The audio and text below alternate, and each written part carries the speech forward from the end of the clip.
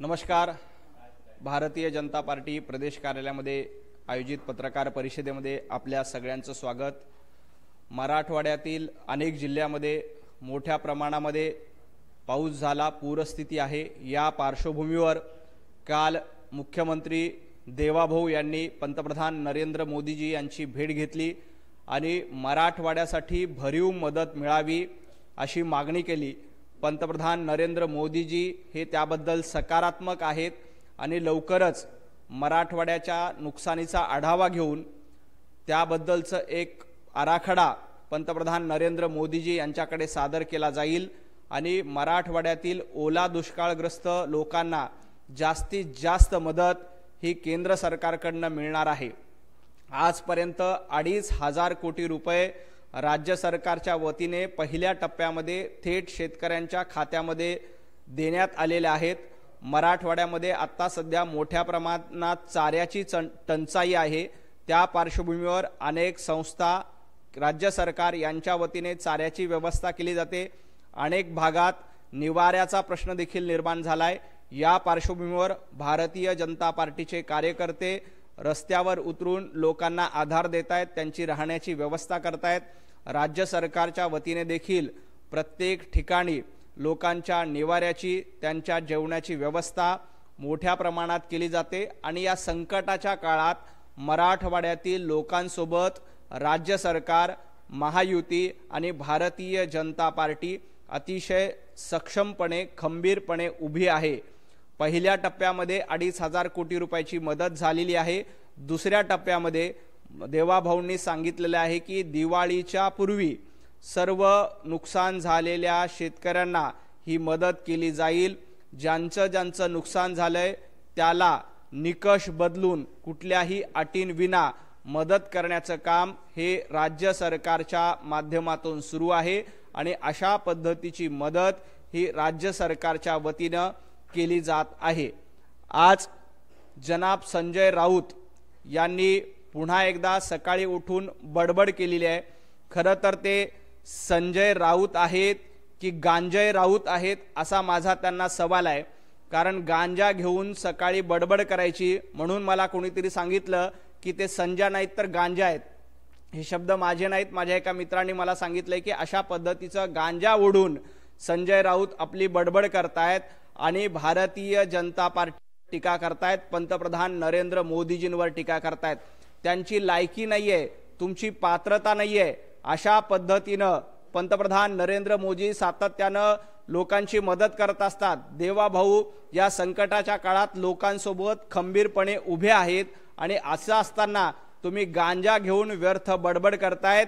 या बडबडीला कुठलाही अर्थ नाहीये। त्यामुळे तुम्ही अशा पद्धतीची कितीही वायफळ बडबड केली तर त्याचा काहीच उपयोग होणार नाही।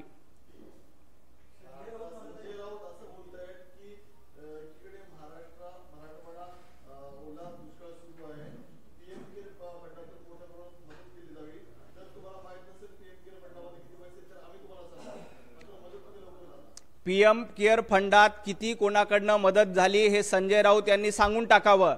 संजय राऊत यांना त्याची माहिती नसेल तर तुमच्या पक्षाला कोणाकडनं किती खंडणी जाते, तुमच्या पक्षाला कोणाकडनं किती वर्गणी जाते, तुमचा पक्ष किती लोकांकडनं खंडणी वसूल करतो याची सगळी माहिती, त्याचा कच्चा चिठ्ठा आमच्याकडे आहे। संजय राऊत, तुम्ही कशा पद्धतीनं लोकांकडनं खंडणी वसूल करतायत, तुम्ही कशा पद्धतीनं लोकांकडनं पैसे लुटतायत हे देखील महाराष्ट्राच्या जनतेला माहित आहे। पंतप्रधान नरेंद्र मोदीजी यांचा पीएम केअर फंड हा जनतेची सेवा करण्यासाठी, लोकांची सेवा करण्यासाठी आहे आणि आम्ही सातत्यानं जनतेची सेवा करतो, जनतेची मदत करतो। पीएम केअर फंडच्या माध्यमातून देखील महाराष्ट्राला मदत होणार आहे, परंतु तुमच्या खंडणीतनं आलेल्या पैशामधून जरा मराठवाड्यातील दुष्काळग्रस्तांना मदत करा। खरं तर संजय राऊत यांनी खिसे झटकण्याची भाषा करू नये। संजय राऊत, तुमचं महाविकास आघाडीचं सरकार असताना रोज 100 कोटी रुपये वसुली केले जायचे। याचा हिशोब लावला तर 9.5 लाख कोटी रुपये 2.5 वर्षामध्ये जमा होतात। जरा तुमचे खिसे झटका आणि तुमचे खिसे झटकून किमान 20,000 कोटी आमच्या मराठवाड्यातल्या बांधवाला द्या। काल तुम्ही दुष्काळाचा दौरा केला, अर्धा किलो तांदूळ तुम्ही दिला नाही, तुम्हाला लाज वाटते का? तुमचे खिसे झटकले, मातोश्रीचे खिसे झटकले, तर 9.5 लाख कोटी रुपये तुमच्याकडे आहेत. तर ते 9.5 लाख कोटी रुपयापैकी काही निधी हा ओल्या दुष्काळातील लोकांना द्या.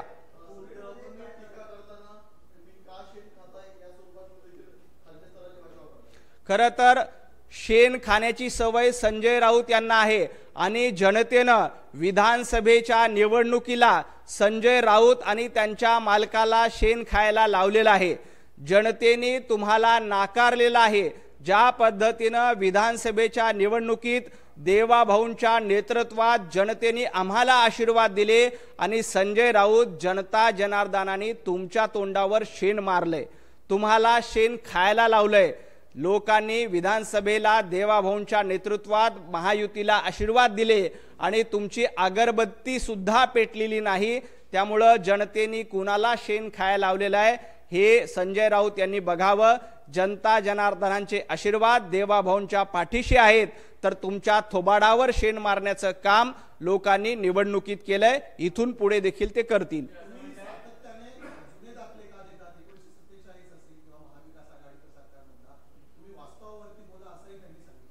संजय राऊत कधीच वास्तवावर बोलत नाहीत आणि जुने दाखले यासाठी दिले जातात की कोविडच्या काळामध्ये महाराष्ट्राची कशा पद्धतीनं वाट लावली. तुम्ही म्हणतायत की गंगेमध्ये मृतदेह होते. अहो, महाराष्ट्रामध्ये लोकांना साधा बेड मिळत नव्हता. ऑक्सिजन वाचून लोक मेलेले होते. ऑक्सिजन प्लांट तयार नव्हते. अशा पद्धतीची विदारक अवस्था महाराष्ट्रामध्ये कोविडच्या काळामध्ये होती. तुम्ही स्वतःला बेस्ट सीएम म्हणून घेत होतात ना, तुमच्या मालकाला तुम्ही बेस्ट सीएम म्हणता. अहो, कोविडच्या काळामध्ये उद्धवजी ठाकरे हे घरामध्ये बसून कोमट पाणी प्या नावाचा सल्ला देत होते. कोमट पाण्याच्या पलीकडे तुम्ही महाराष्ट्राला काय दिलं? तुम्ही दमडी देखील दिली नव्हती. कोविडच्या काळामध्ये लोक मरत असताना तुम्हाला टेंडरमध्ये भ्रष्टाचार करण्यामध्ये इंटरेस्ट होता. कोविडच्या काळामध्ये लोक मरत असताना तुम्हाला कफन चोरी करण्यामध्ये इंटरेस्ट होता. अहो, साधी कामगाराची खिचडी सुद्धा संजय राऊत तुम्ही सोडलेली नाही. त्याच्यामुळं आम्हाला जुने दाखले द्यावे लागतात. 1947 आणि 1857च्या गप्पा संजय राऊत तुम्ही करू नका. तुम्ही या महाराष्ट्राची वाट लावली, तुम्ही महाराष्ट्राचं वाटोळं केलं आणि हे वारंवार आम्ही जनतेला सांगत राहणार. कारण तुमच्यासारखा भ्रष्ट कारभार, रोज 100 कोटी रुपयाची वसुली आणि खंडणी वसुली याच्या आधी एकाही सरकारनं केली नव्हती. म्हणून आम्ही ते दाखले वारंवार देत राहणार आहोत. खरं तर मुंबई तुम्ही गिळली. 25 वर्ष तुमची सरकार असताना, तुमची राजवट असताना मुंबई गिळण्याचं काम, मुंबईला लुटण्याचं काम संजय राऊत तुम्ही केलेलं आहे. ज्या पद्धतीनं मुंबईचं वाटोळं तुमच्या सरकारच्या काळामध्ये झालं, तुमच्या महापालिकेच्या सत्तेच्या काळामध्ये मुंबईला लुटण्याचं काम, मुंबईला खड्ड्यात घालण्याचं काम आणि हे पाप संजय राऊत तुमचं आहे. मुंबई आम्ही लुटत नाही तर मुंबईचा विकास करतोय. आज आपण बघतोय की मेट्रो सारखे प्रकल्प देवाभाऊंच्या नेतृत्वात सुरू झाले. कोस्टल सारखे प्रकल्प देवाभाऊंच्या नेतृत्वात सुरू झाले आणि ते पूर्ण झाले.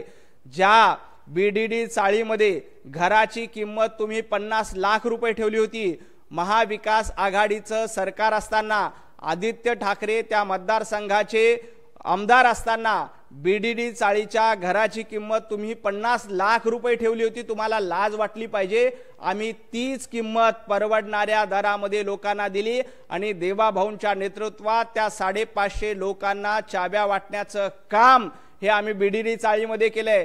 तुम्ही तर पत्रा चाळीमध्ये लुटली होती. मुंबई लुटायची तुम्ही संधी सोडली नव्हती. मुंबई सातत्यानं लुटली. आम्ही मुंबई लुटत नाही तर मुंबई वसवतोय. इथल्या मराठी माणसाला मुंबईमध्ये वसवण्याचं काम, इथल्या विस्थापित माणसाला प्रस्थापित करण्याचं काम देवाभाऊंच्या नेतृत्वात सुरू आहे.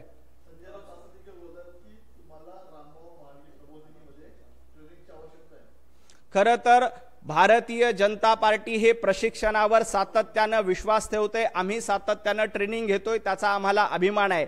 परंतु संजय राऊत यांना सिंगापूरच्या मेंटल हॉस्पिटलमध्ये उपचार घेण्याची गरज आहे.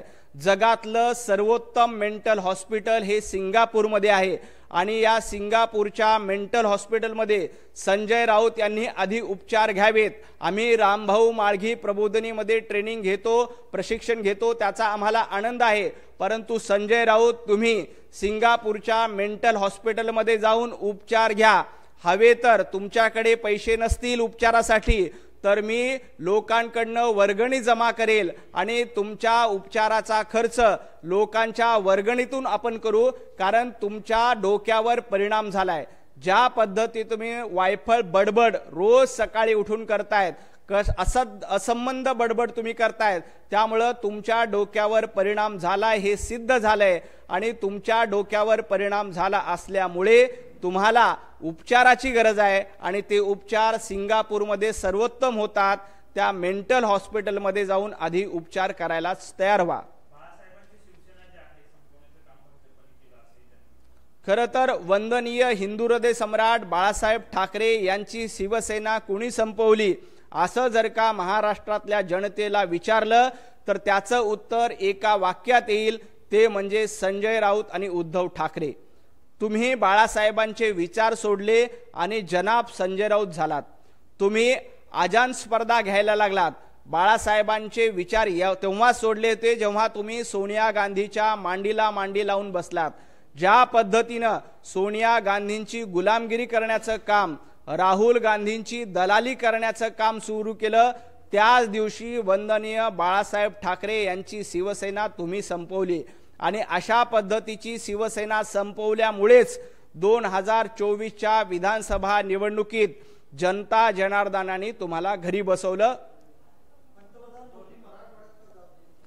खरं तर पंतप्रधान नरेंद्र मोदीजी हे सातत्यानं मराठवाड्यावर लक्ष ठेवून आहेत, महाराष्ट्रावर लक्ष ठेवून आहेत। एकीकडे संजय राऊत यांचे राजकीय गुरु शरद पवार म्हणतात की मंत्र्यांनी दौरा करू नये, कारण मंत्र्यांचे दौरे झाले तर तिथल्या व्यवस्थेला अडचण होते, मंत्र्यांचे दौरे झाले तर सगळा लवाजमा मंत्र्यांच्या पाठीशी राहतो। आणि दुसऱ्या बाजूला संजय राऊत असं म्हणतायत की पंतप्रधान नरेंद्र मोदीजी यांनी दौरा करावा। पंतप्रधान नरेंद्र मोदीजी हे मराठवाड्याच्या सर्व परिस्थितीवर लक्ष ठेवून आहेत। स्वतः देवाभाऊंनी काल संपूर्णपणे मराठवाड्याच्या ओल्या दुष्काळाची माहिती पंतप्रधान नरेंद्र मोदीजींना दिलेली आहे आणि पूर्ण मदत मराठवाड्याच्या शेतकऱ्याच्या पाठीशी आम्ही भरभक्कमपणे उभा आहोत। संजय राऊत तुम्ही आणि उद्धवजी ठाकरे हे मराठवाड्याच्या दौऱ्यावर गेला होतात, तुम्ही फुटकी कवडी देखील मराठवाड्यातल्या लोकांना दिली नाही, साधा एक चेक मराठवाड्यातल्या माणसाला दिले नाहीत, तुम्हाला त्याबद्दल बोलण्याचा अधिकार नाही।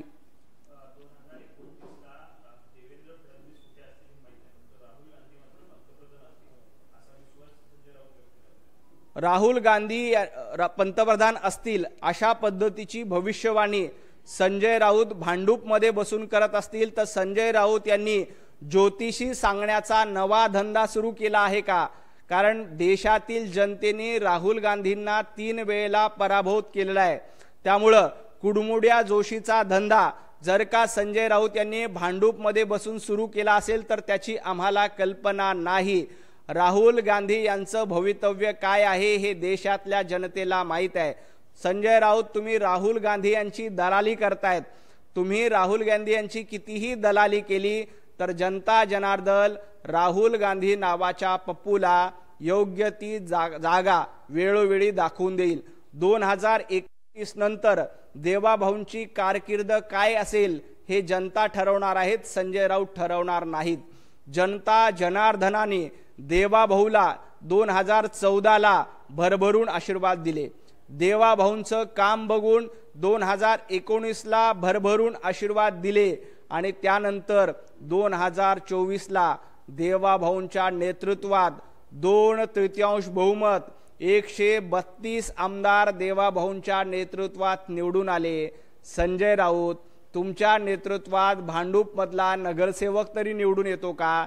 तुम्ही ज्या गाढव नाक्याचं नेतृत्व करता, भांडूपमध्ये गाढव नाका आहे, तुम्हाला त्याची कल्पना आहे का नाही मला माहित नाही, पण भांडूपमध्ये एक गाढव नाका आहे, त्या गाढव नाक्याचं नेतृत्व संजय राऊत करतायत। संजय राऊत तुम्हाला भांडूप मधला एक नगरसेवक जरी निवडून आणता आला तरी खूप आहे, त्यानंतर तुम्ही देवाभाऊ बद्दल बोला. संजय राऊत आणखी एक म्हणाले की संजय राऊत सातत्यानं उद्धवजी ठाकरे आणि मातोश्रीला अडचणीत आणण्याचं काम करतायत. आज 1 वाजता उद्धवजी ठाकरे यांची पत्रकार परिषद आहे, परंतु त्या पत्रकार परिषदेच्या आधीच संजय राऊत यांनी सगळे मुद्दे सांगून टाकले आणि उद्धव ठाकरे यांचीच गोची केली आहे. त्यामुळे मला एक माहिती अशी मिळाली की मातोश्रीमध्ये खलबत सुरू आहेत की संजय राऊत सातत्यानं उद्धवजी ठाकरे आणि उभाटा गटाला अडचणीत आणतायत. त्यामुळे संजय राऊत यांना दूर करण्याचं काम, संजय राऊत यांना दूर ठेवण्याबद्दलची खलबत मातोश्रीमध्ये सुरू आहेत अशी माहिती मला दिलेली आहे. त्यामुळं संजय राऊत सातत्यानं काल देखील बघितलं की उद्धव ठाकरे मर्सिडीजच्या खाली येऊन बांधावर संवाद साधतायत आणि संजय राऊत मालक असल्याप्रमाणे मर्सिडीज कारमध्ये बसून आहेत. अशा पद्धतीनं काजू आणि बदाम खात आहेत. आज देखील उद्धवजी ठाकरे पीएम केअर फंडाबद्दल पत्रकारांशी संवाद साधणार आहेत. त्याच्या आधीच संजय राऊत यांनी पत्रकार परिषद घेऊन उद्धवजी ठाकरे यांच्या मुद्द्याची सगळी हवा काढून टाकली आणि उद्धवजी ठाकरे यांना अडचणीत आणण्याचं काम संजय राऊत यांनी केलंय. त्यामुळं इथून पुढे देखील अशाच पद्धतीनं उद्धवजी ठाकरे यांना अडचणीत काढण्याचं काम राहुल गांधी यांच्या सांगण्यावरून संजय राऊत सातत्यानं करतायत. राहुल गांधी यांची दलाली, राहुल गांधी यांची एजंटगिरी करून इथला उभाटा गट संपवायचा, उद्धव ठाकरे यांना संपवायचं अशी सुपारी संजय राऊत यांनी राहुल गांधी आणि काँग्रेसकडनं घेतलेली आहे. त्यामुळं ते सातत्यानं उद्धवजी ठाकरे उभाटा गट यांना ते अडचणीत आणतायत.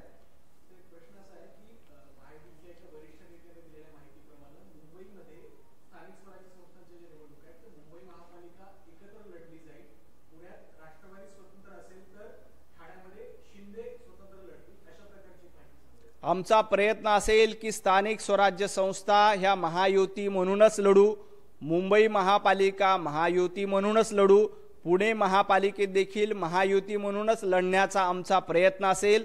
जर का सीट शेअरिंग झालं नाही तर वरिष्ठ पातळीवर देवाभाऊंचं नेतृत्व अतिशय सक्षम आहे.